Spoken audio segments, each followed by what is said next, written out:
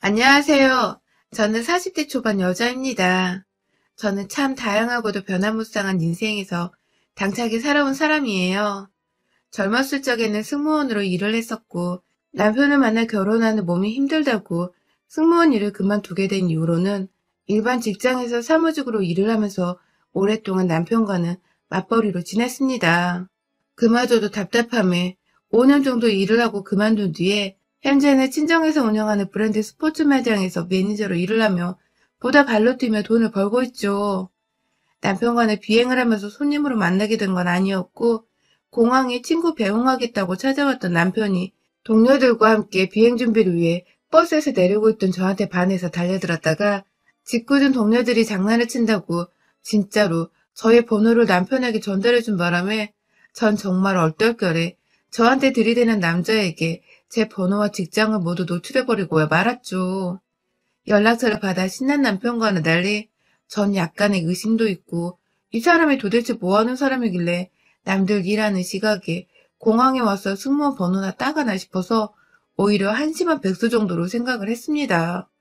그도 아니면 돈 많은 백수라서 일이고 뭐고 여자 구경이나 하라고 공항에 와 승무원들을 기다리고 있는 줄 알았죠. 나중에서야 그날 출국을 했던 친구를 함께 만나서 남편이 배웅을 하러 공항에 왔었다는 것을 알게 되었고 그렇게 차츰차츰 연락을 주고받으면서 왠지 제가 상상하고 편견을 가졌었던 모습과는 달리 아는 것도 많고 절 배려하는 듯 정중하게 구는 말투들이 점점 마음에 쏙 들었습니다.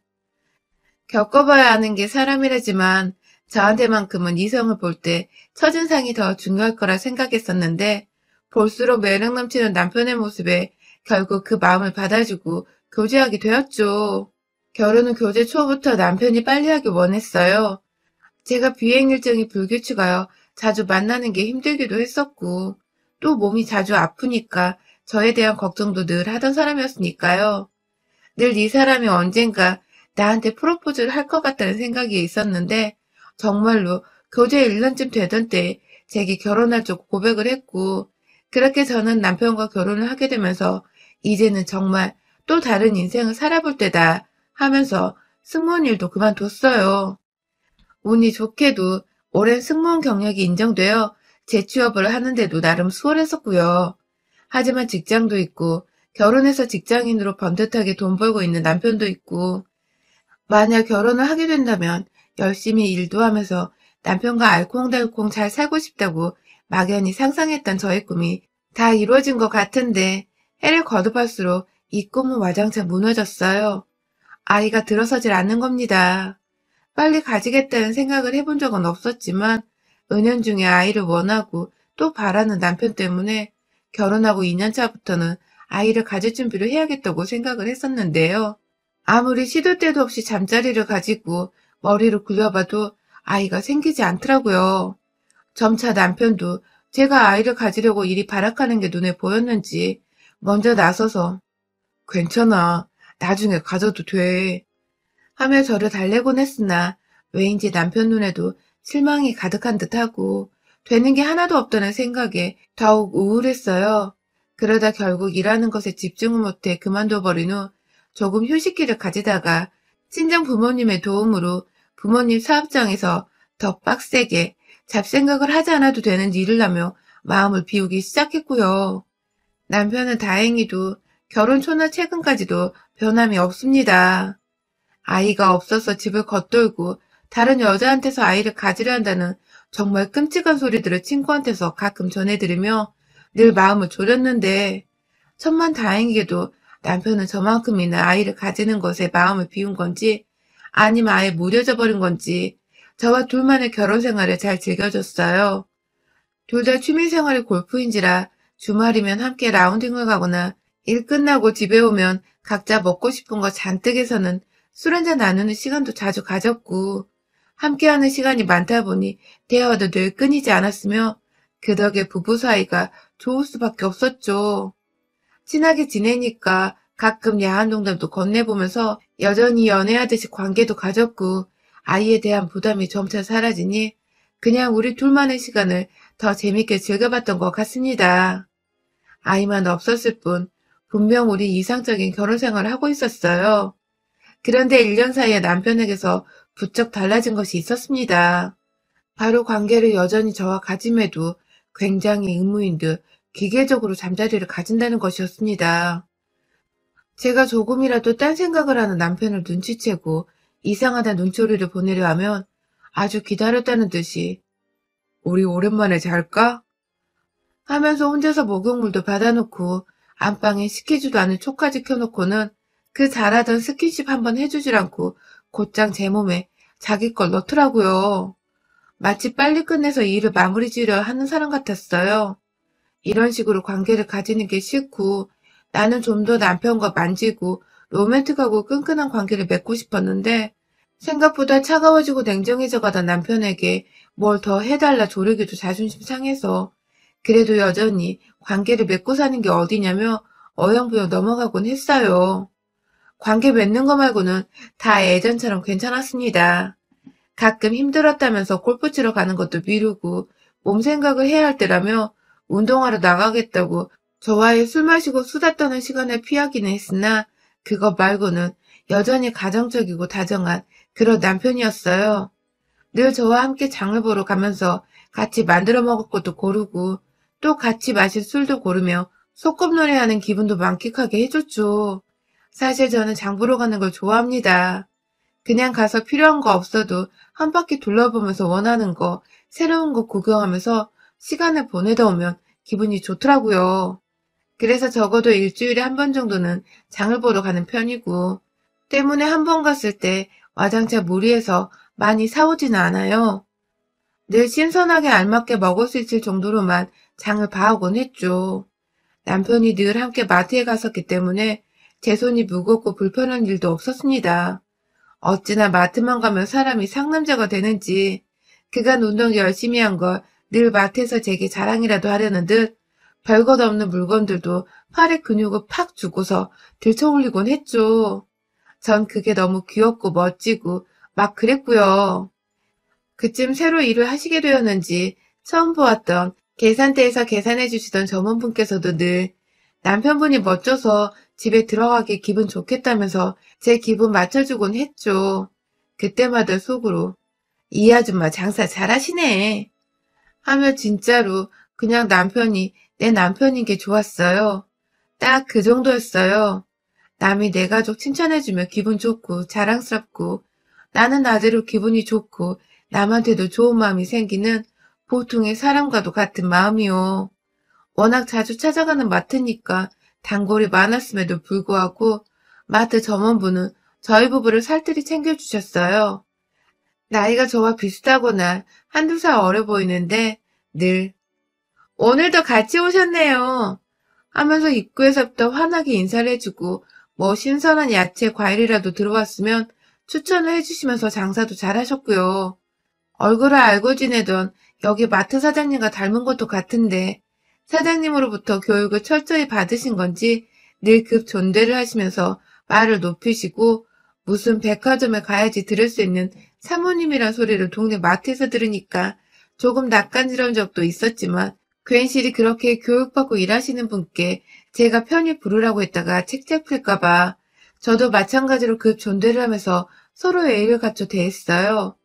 좋은 분들이 일하시는 곳이니까 저도 자주 물건 팔아줘서 장사의 보탬이 되어드리고 싶다는 지극히도 한 매장의 매니저다운 생각을 해대면서 흐뭇하고 감사하게 생각을 했죠.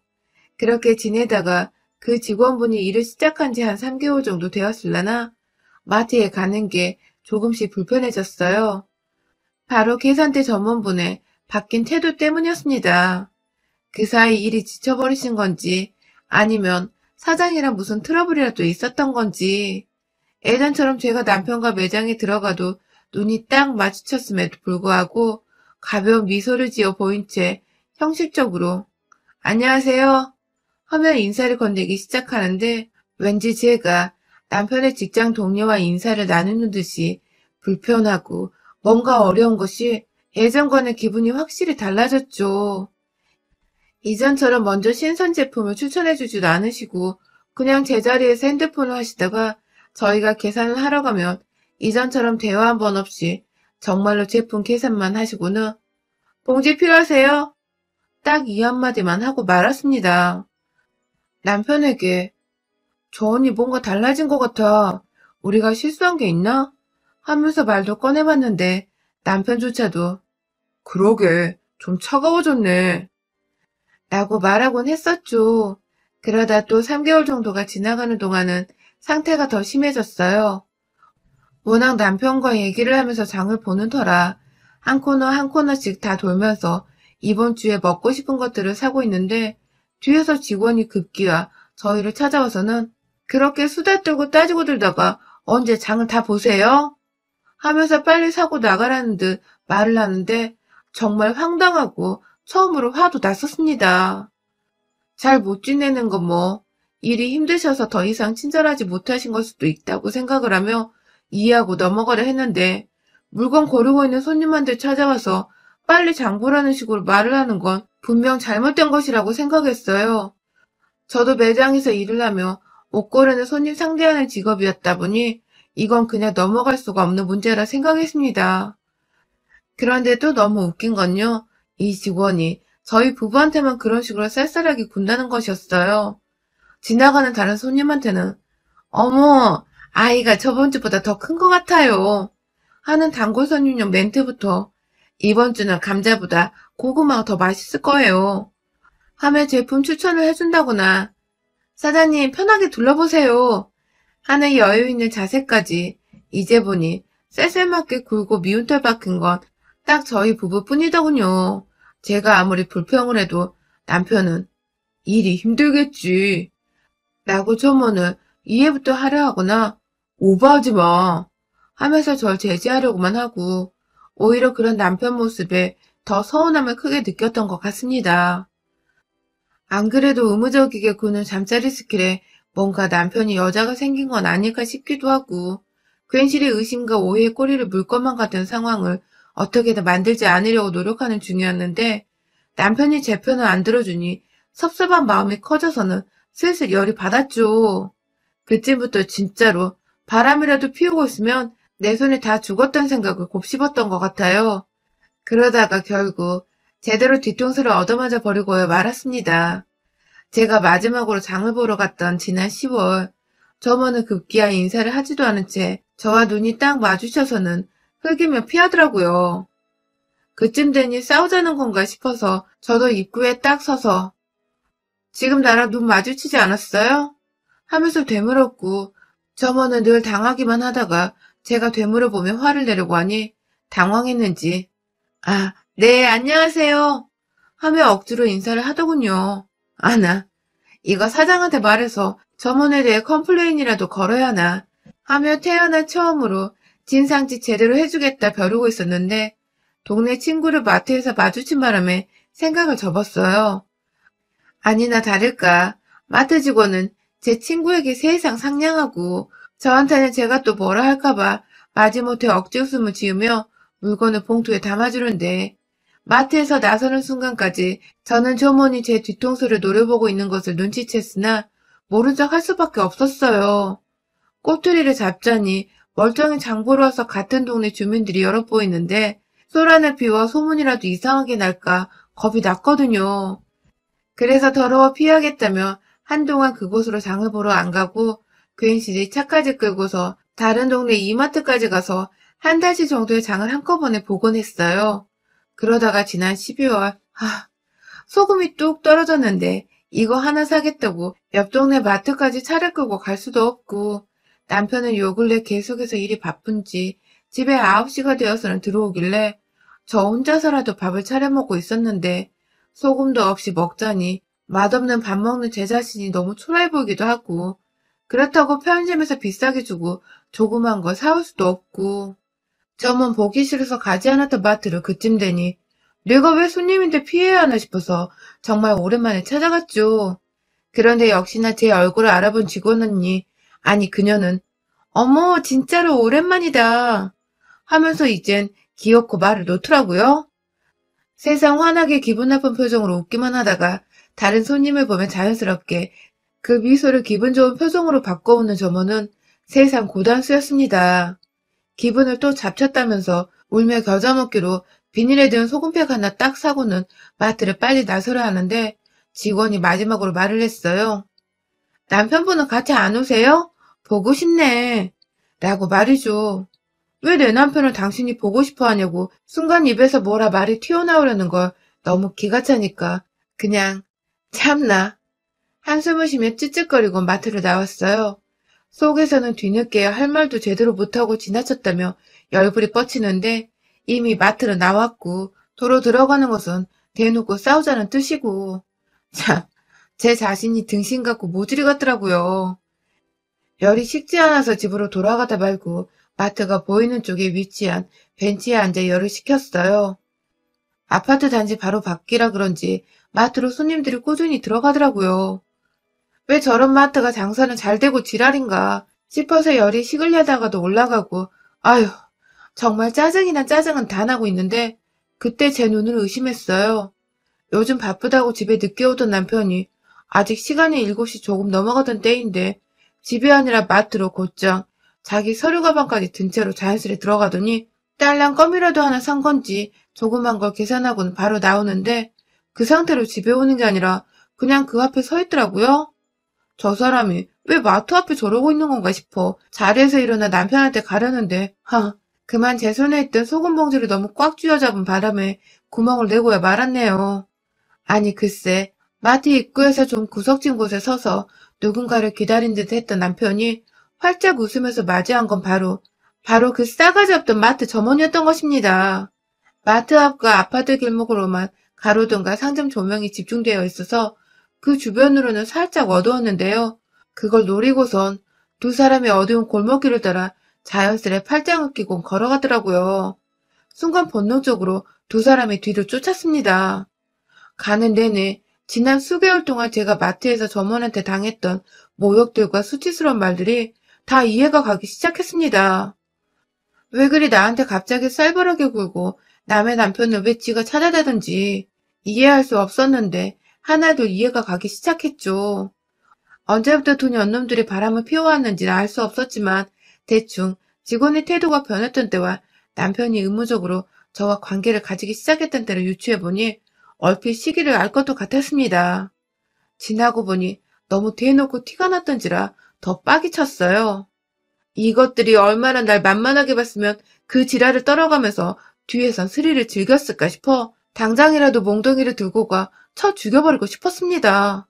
그런데요, 너무 웃긴 게 두 사람을 따라간다고 따라갔는데 그게 채 1분도 걸리지 않았던 것 같아요. 두 사람이 함께 뻔뻔하게 팔짱을 끼고 찾아간 곳은 다름 아닌 마트가 위치한 2층짜리 건물 아니었습니다. 그러니까 두 사람은 마트 밖에서 만나서는 몇 초도 걸리지 않는 골목 바로 뒤에 건물 입구로 들어가 버린 것입니다. 여긴 얼핏 듣기로 마트 사장 건물이라고 했던 것 같은데 이제 보니 마트 점원의 정체도 대략 알겠더라고요. 바로 사장님의 자식이었던 것이죠. 건물 천장에 불도 제대로 들어오지 않는 오래된 곳 안에 아예 자기 자취방만을 차려놓은 건지 건물 내에서 남의 의식 전혀 안 하고 콧소리로 오빠 하는 콧소리를 내며 앵기던 그년과 그게 좋다고 해벌레 웃으며 걸어 올라가던 두 사람은 바로 뒤에서 제가 따라오고 있다는 건 전혀 눈치채지 못한 채 2층에 멈춰서는 문을 따기 시작했어요. 두 사람이 내는 소리 덕분에 저는 도둑년처럼 두 사람은 따라갈 필요도 없었고 바로 뒤에 바짝부터 따라 올라갔다가 두 사람이 벌써 흥분을 하는 바람에 비밀번호를 누르면서 손으로 몸을 더듬다 안으로 들어가는 틈을 타 살며시 문끝을 잡았습니다. 급하게 손에 계속 쥐고 있던 소금 봉지를 문 앞에 대고는 언제 안으로 쳐들어갈지만 기다렸죠. 두 사람은 문이 제대로 닫히지도 않은 것도 눈치채지를 못한 채 오빠, 하루 종일 오빠만 기다렸어. 하면서 어딘가로 철퍽 누워버리는 여자의 몸 위에 남편이 따라 올라타는 실루엣이 들여다보였고 아래층 마트에서 비춰주는 조명빛만이 그 공간을 가득 메웠어요. 한두 번 잔 게 아닌지 서로 끈짝이 잘 맞아서 여자는 제 남편의 손에 의해 옷이 벗겨지고는 이내 그 손을 자신에게 가져다 댔습니다. 남편은 거기에 미쳐버리겠는지 하는 아찔한 신음소리를 내면서 저질스러운 말을 아무렇지 않게 뱉어냈죠. 저하고 잘 때는 무슨 로봇인 마냥 하는 게 전부였으면서 저 여자한테는 스킨십도 해주고 최근 1년간 듣지 못했던 신음소리를 정신이 나가버릴 듯이 내뱉는 남편의 모습에 전 얼굴도 모르는 하늘의 조상들을 욕하며 저딴 인간을 배우자로 두고 살았는데 여태 몰랐던 것에 대해 울분을 토했습니다. 그리고는 이내 제 주머니 속에 핸드폰을 꺼내들어 무작정 동영상부터 촬영을 했고, 그것도 분이 안 풀려 벽에다가 카메라가 둔 연놈들을 향하게 세워놓고는 마구잡이로 엉켜있던 연놈들의 소리를 뚫고 문 앞에 세워둔 소금을 들어올렸어요. 그 바람에 뒤늦게 문이 스르륵 닫혀버렸고, 갑자기 나는 문소리를 들은 건지 남편은 급 뒤로 돌아봤으나 그는 아무것도 보지 못했는지 얼굴을 돌리는 순간 제가 그 인간 눈두덩이를 향해 제 손으로 뜯어버린 소금 봉지를 확 부어버렸습니다. 집 바로 앞에서 남편이란 놈이 딴 여자랑 이렇게도 소름 끼치도록 이중생활을 하면서 뒹굴고 다닌 것도 모르고 세상 편하게 장이나 보고 소금을 여기서 살까 말까 하는 속편한 고민이나 하고 있었던 제 자신이 후회되는 건 둘째치고, 옷매장 운영하는 장인딸에 이어서 마트 사장인 딸까지 장사하는 집들 딸이 이상형이 듯한 남편에게 드는 배신감이 이루 말할 수 없어 당장이 현관 쪽으로 달려가 전등부터 켜고는 아직도 눈 따갑다고 쾌성을 질러대고 있는 남편의 머리통을 두 년놈들이 뒹굴던 침대 위에 있던 베개로 하염없이 내리쳤네요. 그 와중에 옷 챙겨 입겠다고 침대 밖으로 나가려는 저먼년을 이날만을 기다렸다는 자세로 발로 등짝을 한번 내리차버리고는 그 사이 둘러본 집안에 있던 조그만 간이 부엌 벽면의 가위를 들고 와선 네가 그간 내 남편 후려쳐서 날 우습게 봤던 거구나? 라는 말을 꺼내며 놀라서 뒷걸음질 치는 그년의 머리카락을 싹둑 잘라버렸습니다. 그리고는 그 머리칼을 네 년이 나한테 한 짓이 얼마나 큰 실수였는지 알게 해줄게 하면서 그년의 주둥이를 벌려 입안에 억지로 다 넣어버렸어요. 어디 첨년주제 조광질치한테 말을 걸 생각을 했니? 하면서 잡을 머리카락이 없자 그년의 귓볼이며 멱살, 제 손에 잡히는 살이란 살은 다 뜯어 꼬집어대면서 내 눈에 한 번만 더 보이면 여기 아파트에 네 년이 한 짓을 다 고발해버리겠다고 하니 울면서 그만하란 말만 반복하더라고요. 아프긴 진짜 아팠겠죠. 제가 내일 때문에 손톱을 뾰족하게 붙이고 다녔는데 거기에 지 살이 꼬집혔으니 말입니다. 아무튼 그 지랄을 한 30분 내내 떨어주고는 깔끔하게 현관문 앞에 세워둔 핸드폰까지 챙겨서는 나왔습니다. 물론 눈을 씻어내다가 제가 핸드폰으로 촬영을 하고 있었다는 것을 알아챈 남편은 뒤늦게 옷을 입고서 절 따라 나오려고 했으나 집으로 달려가 문을 아예 잠궈버리는 바람에 남편은 집 안으로 들어오지 못했고 사람들이 볼까봐 소란도 피우지 못한 채 도로 어디론가 사라졌어요. 다음날 저는 출근하는 길에 매장을 부모님께 부탁한 뒤 곧장 핸드폰 속 영상을 챙겨 변호사 사무실을 찾아갔고 소송 준비하고서 집으로 돌아오는 길에 혹시나 싶어 마트를 찾아갔는데 역시나 그녀는 안 보이더군요. 평소 같았으면 일을 하고 있는 시간이었을 텐데 말이죠. 하지만 저는 약속을 지키지 않았습니다. 그런 년과의 약속을 지킬 필요가 없죠. 그년 대신 일하고 있던 사장님께 오랜만에 본다는 인사와 더불어 핸드폰 속 자기 자식과 내 남편이 관계하는 영상을 보여줬고 이혼소송하며 명예훼손을 각오한 채 아파트에 죄다 동영상을 뿌리겠다고 하니 사장님은 주변에 손님들이 보고 있는 와중에도 아랑곳 않고 제 앞에서 무릎을 꿇으시더라고요. 잘못했다고, 장사도 못한다고, 그러니 제발 봐달라고 말이죠. 하지만 저는 사장님의 모습에 그저 알겠다고 사과를 받아들일 수 없었습니다. 상간녀한테 무조건 위자료 그 이상의 벌을 받게 하고 싶었거든요. 그날부터 저는 영상을 가지고 남편도 협박하고 상간녀의 부모도 협박한 덕에 남편과는 위자료를 받고서 이혼을 했습니다. 절대로 시부모님께 알리지 않는 조건으로, 영상을 보여주지 않는 조건으로 집 살 때 남편이 저보다 30% 더 돈을 내고 구매를 했음에도 정확히 처음 구매했던 가격의 절반과 그 이후 집값이 오른 시세만큼도 다 저에게 줬고요. 상간녀의 경우 매일같이 제가 그 마트에 출근 도장을 찍으며 상간녀가 출근을 하고 있나 안 하고 있나 확인했더니 한 달도 안 되어 그 부모가 급하게 마트를 처분하고 건물까지 팔아서는 이사를 가버렸더라고요. 물론 상간녀 소송에서 진 바람에 제게 위자료를 물어야 했는데 그 부모가 떠나는 길에 저한테 영상을 묻어달라는 조건으로 위자료와 더불어 또 돈을 5천만 원 더 주어진 덕에 제가 졸지에 돈 연놈도 덧보며 알부자가 되었습니다.